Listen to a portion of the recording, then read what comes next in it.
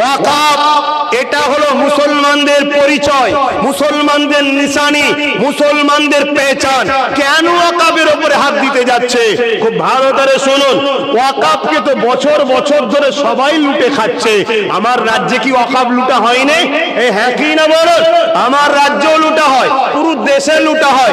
যারাই ক্ষমতায় আছে তারাই মুসলমানের টাকাতে মজা করে, আর আমাদেরকে সামান্য কিছু ভিক্ষা দেয়।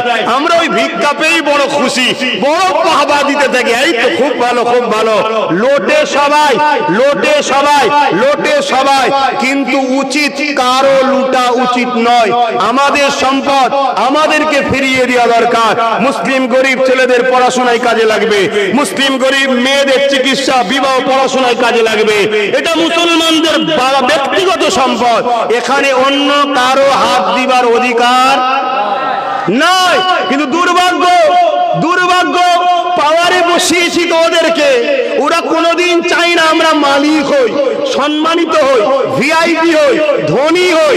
আমার ছেলে পড়াশোনা করে ডাক্তার হবে, জজ হবে, উকিল হবে, 50, 60, 1 কোটি টাকা খরচ করতে হবে, কোনোদিন চাই না। তাই ভিক্ষা দিয়ে বাকিটা লুটে লায়।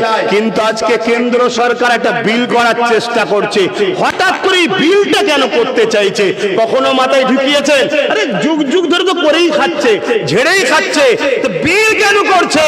এই বিল করার পিছনে একটা কারণ আছে, আমার ক্ষুদ্র জ্ঞানে বলছি শোনেন, যেটা আজ পর্যন্ত কেউ আলোচনা এখনো করছে না। আমার ক্ষুদ্র জ্ঞানে বলছি কি, এই দেশে মুসলমানদের কোনো অবদান নাই এরকম বলা হচ্ছে না, হয়নি?